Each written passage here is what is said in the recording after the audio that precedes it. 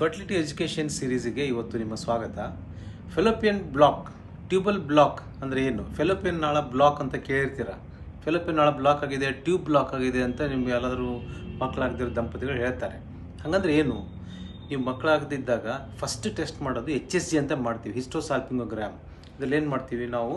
ಒಂದು ಕೆಳಗಡೆಯಿಂದ ಒಂದು ಡೈ ಪುಷ್ ಮಾಡಿ ಗರ್ಭಾಶಯದ್ದು ಮತ್ತು ಫೆಲೋಪಿಯನ್ ನಾಳದ್ದು ಒಂದು ಎಕ್ಸ್ರೇ ತೆಗಿತೀವಿ. ಎಕ್ಸ್ರೇದಲ್ಲಿ ಫೆಲೋಪಿಯನ್ ನಾಳ, ಫೆಲೋಪಿಯನ್ ಟ್ಯೂಬ್ ಓಪನ್ ಆಗಿದೆ ಇಲ್ಲ ಅಂತ ಗೊತ್ತಾಗ್ತದೆ. ಫೆಲೋಪಿಯನ್ ನಾಳ, ಫೆಲೋಪಿಯನ್ ಟ್ಯೂಬ್ ಅಂದರೆ ಏನು? ಈಗ ಈ ಥರ ಒಂದು ಗರ್ಭಾಶಯ ಮತ್ತು ಈ ಕಡೆ ಫೆಲೋಪಿಯನ್ ನಾಳ ಅಂತಿರ್ತದೆ. ಇದು ಫೆಲೋಪಿಯನ್ ನಾಳ. ಅಂಡಾಶಯದಿಂದ ಎಗ್ ರಿಲೀಸ್ ಆಗಿ ಫೆಲೋಪಿಯನ್ ನಾಳದ ಮೂಲಕ ಒಳಗಡೆ ಬರ್ತದೆ ಮತ್ತು ವೀರ್ಯಾಣು ಈ ಥರ ಬಂದು ಒಂದಕ್ಕೊಂದು ಕಲಿತವೆ. ಸೊ ಇದು ಫೆಲೋಪಿಯನ್ ನಾಳ ಅನ್ನೋದು ಒಂದು ದಾರಿ, ರೂಟು.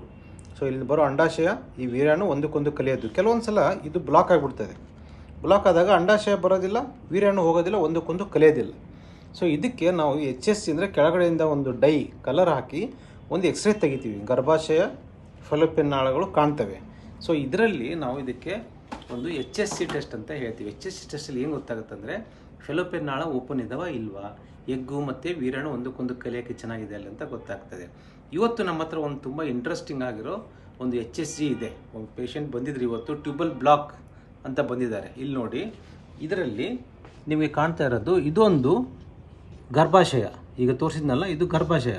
ಸೈಡಿಗೆ ಫೆಲೋಪಿಯನ್ ನಾಳ ಎಡಗಡೆ ಕಾಣ್ತಾ ಇದೆ. ಎಡಗಡೆ ಡೈ ಹೋಗಿ ಇಲ್ಲಿ ಡೈ ಹೊರಗಡೆ ಬಂದಿದೆ, ಆದರೆ ಬಲಗಡೆ ಬಂದಿಲ್ಲ. ಇಲ್ಲಿ ನೋಡಿ, ಇದು ಬ್ಲಾಕ್ ಆಗಿದೆ. ಇದು ಫೆಲೋಪಿಯನ್ ಟ್ಯೂಬಲ್ ಬ್ಲಾಕ್, ಫೆಲೋಪಿಯನ್ ನಾಳದ ಬ್ಲಾಕ್. ಸೊ ಅದರಿಂದ ಎಗ್ಗು ಇಲ್ಲಿಂದ ಬರೋದಿಲ್ಲ, ವೀರ್ಯಾಣು ಹೋಗೋದಿಲ್ಲ, ಆದ್ದರಿಂದ ಮಕ್ಕಳಾಗೋದಿಲ್ಲ. ಬಲಗಡೆ ಎಗ್ ರಿಲೀಸ್ ಆದಾಗ ಮಕ್ಕಳಾಗದೇ ಇರುವಂಥ ಒಂದು ಪ್ರಾಬ್ಲಮ್. ಆದರೆ ಇಲ್ಲಿ ಎಡಗಡೆ ಚೆನ್ನಾಗಿದೆ. ಇದು ಒಂದು HSGಯ ಒಂದು ಮಹತ್ವ. ಫೆಲೋಪಿಯನ್ ನಾಳ ಅಂತ ಹೇಳ್ತೀವಿ. ಸೊ ಈ ಥರ ಫೆಲೋಪಿಯನ್ ನಾಳಗಳು ಇದು ಎಡಗಡೆ ಕಾಣ್ತಾ ಇದೆ, ಬಲಗಡೆ ಕಾಣ್ತಾ ಇಲ್ಲ. ಸೊ ಆದ್ದರಿಂದ ಮಕ್ಕಳಾಗದೇ ಇದ್ದಾಗ ಇದು ಫಸ್ಟ್ ಸ್ಟೆಪ್ಪಲ್ಲಿ ನಾವು HSG ಅಂತ ಈ ಥರ ಎಕ್ಸ್ರೇ ತೆಗೆಸ್ತೀವಿ.